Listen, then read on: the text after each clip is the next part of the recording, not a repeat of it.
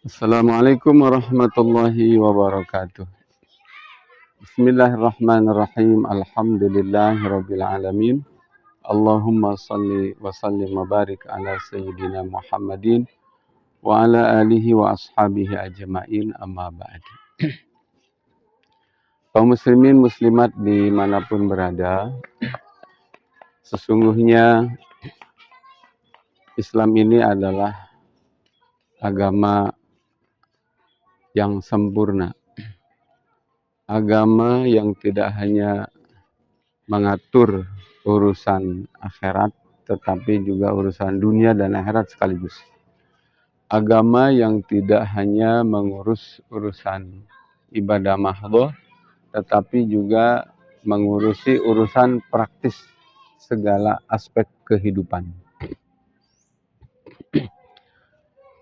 Kehebatan dan kesempurnaan Islam ini akan kelihatan dan akan dirasakan oleh seluruh penghuni bumi. Bahkan Islam sebagai rahmatan lil alamin tidak hanya akan dirasakan, dinikmatin oleh kalangan manusia, tetapi juga oleh hewan, bangsa jin, dan lain-lain. Hanya pertanyaannya adalah Islam yang seperti apa yang dimaksud Islam yang sempurna, Islam yang menjadi rahmat bagi sekalian alam itu? Jawabannya adalah agama Islam yang diterapkan fil hayat wal mujtama wad daulah.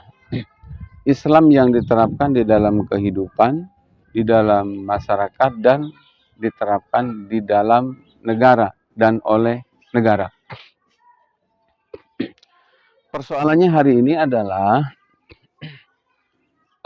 Islam ada, gitu ya, negara ada.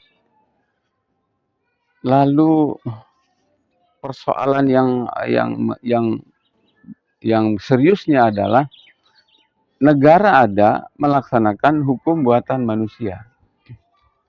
Kemudian Islam dibiarkan hanya dilaksanakan oleh beberapa gelintir orang yang masih terkategori taat.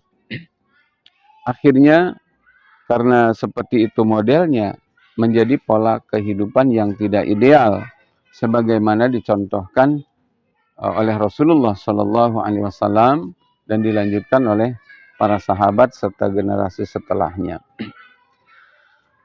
Yang diharamkan oleh Allah hari ini dihalalkan oleh manusia.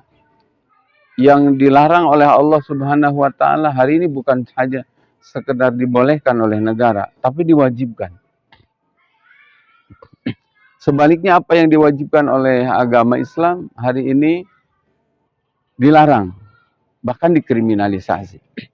Itulah sehingga kehidupan yang seharusnya baik menjadi tidak baik hari ini. Kehidupan yang seharusnya dipenuhi dengan keamanan, kenyamanan, keadilan, yang terjadi hari ini kekacauan, kedoliman terjadi di mana-mana. Belakangan mahasiswa juga menyuarakan ya terkait dengan Indonesia gelap. Mereka mengatakan itu, saya katakan di kesempatan yang mulia ini, ya benar, Indonesia saat ini gelap. Gelap dari aspek persatuan, kita melihat kerusuhan di mana-mana. Gelap dari aspek ekonomi, hari ini bukan hanya sekedar rakyat miskin, tapi aset negaranya habis, sementara hutang yang membumbung dan melangit. Gelap dari aspek kejelasan hukum untuk mereka yang berbuat salah dari kalangan orang kecil, rakyat jelata dihukum tegas, tapi dari kalangan pejabat, oligarki nyaris tidak tersentuh, atau kalaupun tersentuh dengan sentuhan hukum yang sangat ringan dan tentunya melukai rakyat. Indonesia gelap. Nah, di kesempatan yang mulia ini, betul saya menyatakan benar apa kata mahasiswa yang ini juga merupakan suara yang mewakili rakyat, di mana hari ini DPR sudah tidak lagi menjadi wakil rakyat. bahkan cenderung berpihak kepada uh, kekuasaan. Nah, hanya persoalannya adalah Islam itu kan solusi. Maka di kesempatan yang mulia ini saya ingin mengatakan bahwa solusinya harus kembali kepada Islam. Islam yang diterapkan. Kalau saya punya kitab, di antara beberapa isi kitab yang saya punya mengatakan innal qadiyah al-masiriyata lil muslimina fil alami ajma ya i'adatul hukmi bima anzalallah an tariqi iqamatil khilafah. Kebutuhan yang mendesak dan mendasar bagi seluruh kaum muslimin di dunia saat ini, termasuk juga saya kasih jawaban kepada rakyat Indonesia khususnya yang menginginkan perubahan dari gelap menjadi terang, jadi dari yang kacau seperti saat ini menjadi Indonesia yang sejahtera. Ternyata solusinya adalah dari kitab yang saya bacakan tadi itu dua, tidak tiga, tidak empat, tapi dua. Yang pertama adalah i'adatul hukmi bima anzalallah. Hadirkan kembali hukum Allah mengatur kehidupan ini. Di mana kita semua tahu saat ini kehidupan diatur bukan dengan hukum Allah, tapi dengan hukum jahiliyah. Wad'ul basyari lil basyari. Hukum buatan manusia, ya. Di antara yang membuatnya adalah orang kafir, orang fasik, orang zalim. Terus juga saya tahu sendiri hukumnya pesanan daripada para penjajah. Di antaranya adalah konglomerat hitam. Yang kemudian hukum itu dibuat, disahkan oleh mereka, diberlakukan kepada rakyat. Ini yang disebut dengan hukum jahiliyah. Wad'ul basar lil basar. Ini saatnya dicampakkan. Ya, diganti dengan hukum Allah Subhanahu wa taala, sang pemilik alam semesta, sang pemilik jagat raya ini. Nah, saya sering bilang bahwa senakal-nakalnya setan, ya, sebandel-bandelnya iblis, itu tidak ada iblis setan yang berani membuat hukum, membuat undang-undang, menggantikan dan membuang undang-undang Allah Subhanahu wa taala. Tapi hari ini kenakalan manusia sudah melebihi kenakalan iblis dan setan, ya. Di bumi Allah, milik Allah, punya Allah, hukum Allah ditolak. Lalu kemudian mereka membuat hukum diberlakukan di bumi Allah ini. Itu yang pertama solusinya. Hanya saja solusi pertama dan kedua ini terikat erat, nggak bisa dipisahkan. Apa itu? An iqamatil khilafah. Penegakan syariat Islam agar bisa mengatur seluruh aspek kehidupan untuk mengantarkan Indonesia khususnya dan dunia pada umumnya dari gelap kepada terang, itu harus dengan institusi negara yang menerapkan hukum Islam. Dan satu-satunya negara yang sejak langkah awal pemilihan kepala negaranya untuk menerapkan hukum Islam itu cuma satu, adalah negara khilafah. Dan itulah karenanya saya katakannya, ini dua hal yang tidak bisa dipisahkan.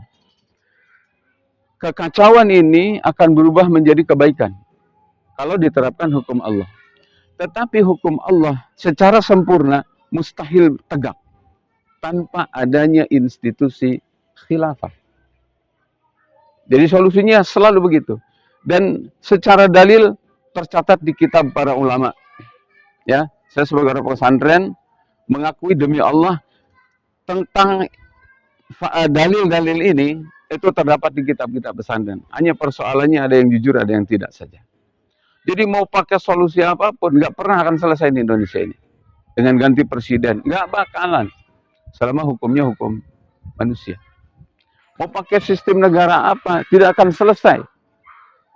Ya, kecuali dengan sistem negara khilafah yang merupakan janji Allah, yang merupakan sesuatu yang dikabarkan oleh Rasulullah, yang merupakan institusi negara ideal, sampai Nabi menyebutkan alaikum bisunnati wa sunnatil khulafa'ir rasyidin al-mahdiyyin al-mahdiyyin min ba'di wa 'addu 'alaiha bin nawajid. Jadi saudara-saudara kaum muslimin muslimat dimanapun berada, maka umat Islam mestinya fokus dengan persoalan ini. Ada satu kaidah ya yang mengatakan al-istighal bi ghairil maqsud i'radun 'anil maqsud. Menyibukkan diri untuk perkara yang bukan merupakan agenda pokok itu sama dengan berpaling dari agenda pokok. Umat Islam hari ini banyak yang menyibukkan diri tidak pada sesuatu yang merupakan kebutuhan kaum muslimin. Ingat, sekali lagi kaum muslimin membutuhkan dua hal. Satu, kembalinya hukum Allah mengatur kehidupan ini. Yang kedua, tegaknya sistem khilafah untuk melaksanakan seluruh syariat Allah Subhanahu wa taala dalam kehidupan ini. Jadi ketika ada umat Islam, siapapun dia, ya mungkin sibuk dengan pendidikan. Pendidikan bagus. Tapi kalau pendidikan tidak untuk dalam rangka menegakkan syariah dan khilafah, demi Allah, hisabnya akan berat nanti di akhirat. Ada orang yang, umat Islam ya, yang alih-alih peduli dengan persoalan umat, dia fokus karena melihat kemiskinan yang makin tinggi gitu ya, yang makin mengerikan. Lalu mereka fokus dalam kegiatan ekonomi, keumatan, untuk menyelamatkan umat katanya. Ini tentu kegiatan bagus. Tetapi selama tidak ada perhatian khusus untuk menegakkan syariat Allah dalam naungan khilafah, demi Allah akan kena hisab di akhirat nanti. Berat masalahnya. Lalu juga ada saudara-saudara kita umat Islam yang prihatin karena di mana-mana ada masjid kosong. Lalu mereka fokus memakmurkan masjid. Itu juga tidak salah. Tetapi selama mereka tidak fokus kepada persoalan inti, kembalinya hukum Allah secara kafah dalam naungan khilafah, demi Allah, saya bersaksi bahwa mereka akan berat nanti dimintai pertanggungjawaban oleh Allah Subhanahu wa taala di akhirat. Ulama mengatakan, al-istighal bi ghairil maqsudi i'radun 'anil maqsudi. Menyibukkan diri untuk perkara-perkara yang tidak menjadi agenda kebutuhan umat, maka sama dengan tidak peduli terhadap umat. Nah, kaum muslimin muslimat rahimakumullah, kemudian saya juga ingin mengatakan ya, bahwa ketika saya ketemu dengan masyarakat di mana-mana, saya tanya kepada mereka, Indonesia hari ini sedang baik atau sedang tidak baik? Seawam-awamnya orang hari ini mengatakan tidak baik. Sedang aman atau sedang kacau? Orang mengatakan, kalau dari sisi tidak ada keributan secara fisik, iya. Tetapi karena sekarang ini kan zamannya media sosial, berita itu sudah nggak disaring. Artinya sampai rakyat pun yang dulu mungkin nggak tahu, sekarang bisa jawab. Lagi kacau Indonesia ini, begitu. Nah, oleh karena ini sedang tidak baik, ini sedang rusak, sedang kacau, maka saya kemudian menawarkan kepada mereka pertanyaan yang kedua.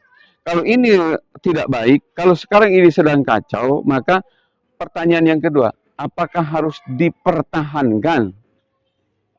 Atau harus diganti? Kan banyak orang yang mengatakan, harga mati, harga mati, harga mati. Saya tanya kepada mereka, kekacauan ini harus dipertahankan sampai dengan kalimat harga mati atau harus diganti? Alhamdulillah, banyak orang awam yang di luar dugaan saya mengatakan bahwa ini harus diganti, ya, tidak boleh dibiarkan, tidak boleh dipertahankan. Bagus, ada poin kecerdasan yang meningkat di umat hari ini. Lalu pertanyaan yang ketiga, saya menawarkan kepada umat, solusinya mau apa? Karena di dunia ini kan cuma 3 masalahnya. Sekarang kacau, tidak baik karena menerapkan sistem kapitalis, ya, sistem demokrasi, di mana demokrasi itu sejatinya tidak menolak agama, tapi menolak 100% peran serta agama dalam kehidupan. Ini kapitalis nih yang sedang diterapkan. Lalu yang kedua, kalau kapitalis ini rusak, penyebab daripada kekacauan dan kegelapan Indonesia, solusinya tinggal 2. Saya tawarkan kepada mereka, Islam dan komunis atau komunis dan Islam. Saya tanya kepada mereka, apa yang mau menggantikan sistem kapitalis demokrasi yang hancur ini? Mereka mikir. Saya bilang, kalau tidak ke Islam, maka solusinya cuma satu, komunis. Padahal komunis kita tahu, mereka anti agama, ideologi yang tidak mengimani adanya Al-Khaliq, tidak mengimani adanya kehidupan akhirat. Ini ideologi sesat, ideologi kufur, ya, ideologi yang tidak sesuai dengan fitrah manusia. Satu, komunis. Lalu jangan juga mikir, kalau begitu nggak langsung ke Islam, bisa dong ke kapitalis. Kapitalis juga saya katakan, ini sistem kufur. Kenapa? Di satu sisi boleh mengakui adanya agama, tetapi di sisi lain melarang peran serta agama. Akhirnya kakak beradik dengan komunis. Ya, kalau komunis menolak adanya agama sehingga hukum dibuat dari otak, begitu juga kapitalis demokrasi. Walaupun dia boleh mengakui punya agama, tapi karena menolak peran serta agama, akhirnya apa? Hukum pun dibuat dari diproduksi oleh otak, oleh akal manusia. Nah, jadi saya nawarkan kepada mereka, ini yang rusak ini harus diganti atau dipertahankan? Diganti katanya, alhamdulillah. Lalu saya kasih pertanyaan, gantinya mau pakai apa? Karena ini kan kapitalis. Mau dengan Islam atau mau dengan komunis? Alhamdulillah. Jawabannya mereka kompak, serempak, harus diganti dengan Islam. Nah, artinya teman-teman sekalian yang dirahmati Allah Subhanahu wa taala, ini hanya persoalan ya. Kalau masyarakat sudah jenuh dengan situasi seperti ini dan mereka juga sudah paham ya keinginannya untuk bangkit, untuk berubah, untuk maju, jangan seperti ini terus. Dari presiden satu ke presiden yang lainnya, situasi makin kacau, makin gak jelas. Rakyat hanya dijanjikan omong yang semuanya adalah khianat, palsu, dusta, bohong gitu ya. Lalu persoalan hari ini adalah saya sebagai orang pesantren mengajak kepada para kalangan pesantren, para ulama, para kiai, para santri, saatnya katakan kepada umat dengan jujur bahwa solusi untuk seluruh persoalan kehidupan ini adalah harus dengan Islam. Tetapi Islamnya bukan Islam yang sebagaimana kita praktekkan hari ini, melulu teori, hanya teori, ataupun kalaupun dipraktekkan hanya berapa persen, gak jauh dari bab akhlak, bab hati, bab ibadah mahdoh, yang lainnya dicampakkan. Dengan kata lain, Islam harus diterapkan secara praktis dan siasi. Apa itu siasi? Siasi adalah sebagaimana takrif para ulama, ri'ayatu su'unil ummah bil ahkamis syar'iyah. Jadi upaya peduli mengurus seluruh persoalan umat dengan hukum syara. Dan itu mustahil bisa diwujudkan jika dilepaskan dari peran serta negara. Jadi Islam dan politik itu seperti tubuh dengan ruhnya. Ketika Islam dipisahkan dari daulah, maka hanya akan terjadi teori saja. Itulah barangkali yang ingin saya katakan, apa yang diungkapkan oleh Imam Al-Ghazali ya, bahwa ad-dinu asasun, fama laysa lahu asasun fa kharabun. Agama ini adalah pondasi. Maka apa yang tegak tidak di atas pondasi agama, maknya ini adalah as-sultan, maksudnya negara. Negara tanpa adanya agama, tidak melaksanakan syariat Islam, maka fa kharabun, akan hancur. Sebaliknya kata Imam Al-Ghazali, was-sultanu harisun, kekuasaan, pemerintahan, negara, ini adalah penjaga. Fama laisa lahu harisun, agama, ini maknya di sini mananya agama. Agama jika tidak dijaga oleh negara, tidak dilaksanakan oleh negara, maka fadha'iun, agama ini akan hilang. Jadi sekarang kita sedang menghadapi fakta kehidupan yang mana satu, ada negara tapi tidak melaksanakan syariat agama Islam, maka hancur adanya. Yang kedua, kita sedang menyaksikan bagaimana agama hari ini ditinggalkan dengan kekuasaan. Sehingga yang terjadi apa? Persis apa yang disabdakan oleh Rasulullah. Fama apa namanya? Ma yabqa fi syai'un minal islami ila ismu. Yang tersisa dari Islam ini sekarang tinggal nama saja. Wala syai'un minal qur'ani ila rasmuh. Al-Quran pun cuma tinggal tulisan saja. Dibaca tapi tidak ada. Islam ada disebut namanya, tapi hukumnya tidak ada. Al-Quran masih dibaca, tetapi syariatnya hari ini digantikan dengan syariat manusia. Akibat apa? Akibat apa? Bukan karena kurangnya masjid, bukan karena kurangnya pondok pesantren, bukan kurangnya para ulama.